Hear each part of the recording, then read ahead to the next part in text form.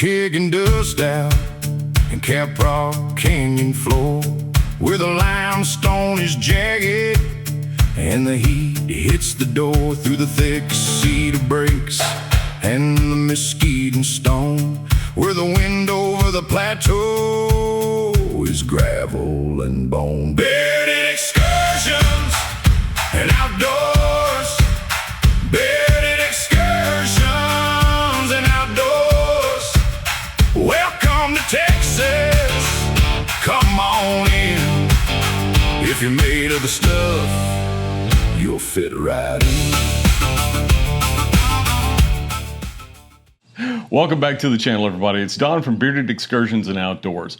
No camping video this week. However, when I was out kind of cleaning the garage and making more efficient use of the space out here, I realized that I was having a problem with my 12-volt fridge, and I wanted to address that today. So let me ask you a question. Have you noticed when you're out at camp that your fridge isn't running as efficiently as it used to? Is your compressor working overtime? That's exactly what is happening here, and what I suspect is the problem is the seal. I believe that the factory seal that came from the production line is just not efficient. And what happens is if that seal fails, it draws that warm air in like a vacuum. It creates condensation on the side of the cooler walls that drips down and it pulls up at the bottom, kind of creates a mess and just is really inefficient when it comes to running your power supply. So what we're going to do is a little test today. So I've got my power station ready. We're going to use the Oupes Mega 1, and I've got this pre-chilled already. We're just going to run it as a single zone test to 34 degrees. We're going to run it for 2 hours and look at the power consumption draw on the unit here. And then we're going to recharge this bad boy, and we're going to fix that seal, and we're going to run the test again to see if we gain any efficiency.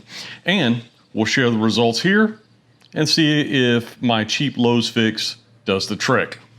Because I picked up this right here. It's Auto Marine Rubber Weather Seal. It is good in conditions from -40 degrees all the way to 140 degrees Fahrenheit, which means it will remain flexible and efficient. So we're gonna try this $11 fix, see if we can't get this puppy running exactly like it's supposed to. Let's get going. All right, so the first step is to go ahead and plug this in. Just like so. We're going to turn the unit on, and you can see that we have 100% power, and we're going to select this DC output here, and automatically it connects and it turns the fridge on. All right, we've got that 34 degrees locked in, and we're set to let this go for 2 hours to see how it does. We've got that 34 degree temp locked in. We're gonna let it go for 2 hours. It is 11:06 right now. I'll check back in at 12:06 just to kind of see how the power station is doing up until that point. All right, the test is officially underway, and I did want to be transparent with you guys. Bodega did send me this unit a few videos back to review, and I did that. I gave my initial review of it. Today is a little bit more about, after I've used it several times on some trips, I began to notice the issue with the seal.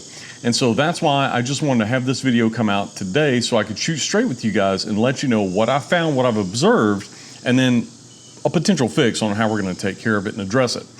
I've always prided myself in giving honest feedback. I'm not sponsored by them on this video. So hopefully, if you are having any issues with a fridge unit that you have, whether it's the Bodega brand or not, hopefully this will show you a potential quick fix to take care of it. So doing the test for 2 hours, we're going to check back in 1 hour and see how it's doing. Then we'll finish it out and we'll see what the final consumption power draw is on the power station. We'll recharge it, get it back up, and then start again with the cooler pre-chilled with the seal installed. So stay tuned for the check-in. We'll see you guys in a bit. All right, it has been exactly 1 hour. Let's see where we're at.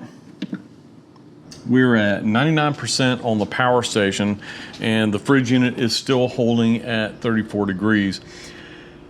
It's not dropping as much as I thought it would, and it has to do with the temperature.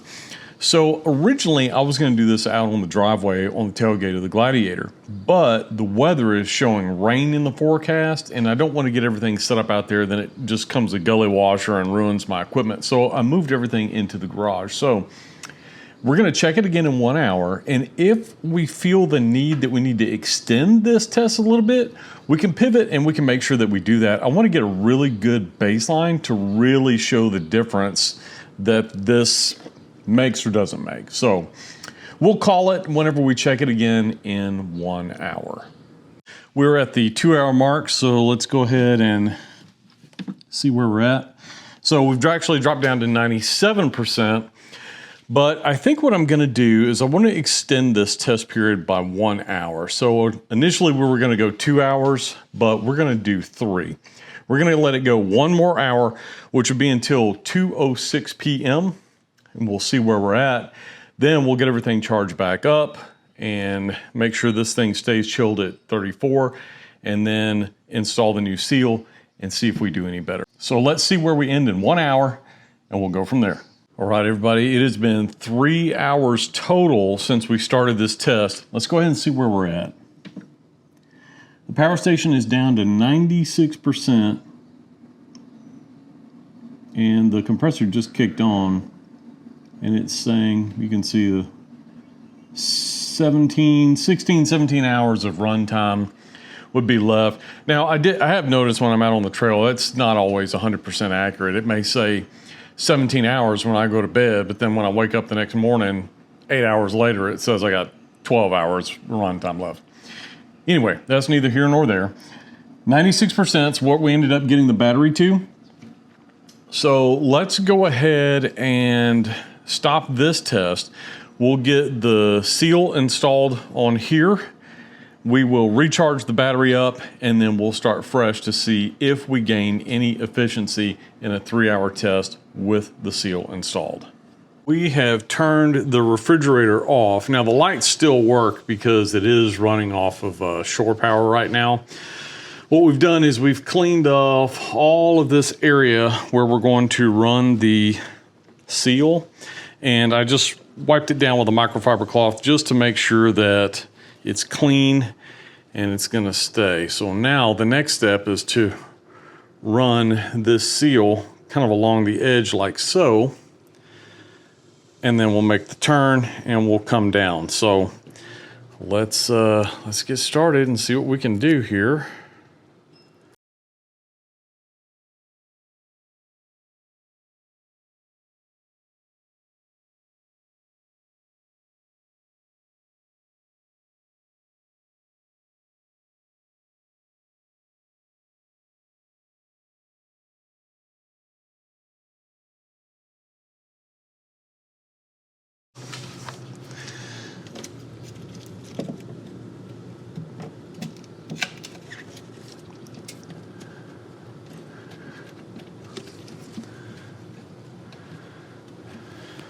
Okay, so we've got that seal installed, and with that cold air, it is a tight seal. You can see how I was really having to force that up, which is fantastic. I think that's exactly what we're gonna wanna see. The only drawback is right now is when you close it, you do have to kinda put some pressure on it to make sure it clips, right? So let's see if we can hear that click. You got to kind of bear down on it a little bit, but I think the trade-off is going to be a much more efficient use of the refrigerator's power consumption draw from the power station. So we're going to let the fridge get back up to 34 degrees. Then we're going to run the 3 hour test again with the seal on to see if it indeed made a big difference. All right, the hack is officially set.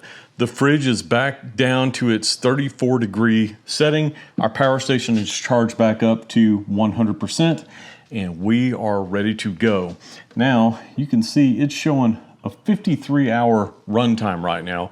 But like I said before, sometimes that doesn't make much of a difference, mainly because the compressor's not running right now on the fridge. And I'm hoping that the new seal that we put on really locks in that temperature, because y'all could see how difficult it was to try and open it back up. What happens is whenever you open a cooler up and warm air rushes in, when you close that lid down, everything's trying to equalize a pressure inside, and it creates a vacuum that pulls that lid really tight, and it wasn't doing that before. So that's an encouraging sign. So we'll check back in every hour like we did previously. It is 2:49 right now, so we'll check in at 3:49, see how we're doing. All right, we're 1 hour into the test with the seal. Let's see, 99%. It says 17 hours remaining, but that is because the compressor, I can hear it, has kicked on. So no surprise, I believe that we were the same power drain on the first test. So a 1% drop, and we'll continue to monitor. We'll check in 1 more hour. It's 3:49 right now, so we'll come back at 4:49, see how it's doing. All right, we've officially hit the 2 hour mark on the second test. Let's see where we're at. Wow, 97%. It's a little disappointing. That's exactly where we were at on the first test. So it doesn't appear like this seal's doing much. So we'll give it the next hour and see what happens, but giving me a little cause for concern. All right, everybody, we are officially at the end of our 3 hour test. Let's see where we ended up. Now remember, in the first test without the seal, we drained 4% of the power station. We're at 95%. So the results are absolutely baffling. They don't make any sense. With the seal, and the garage feels cooler this afternoon, we drew more power than we did with no seal.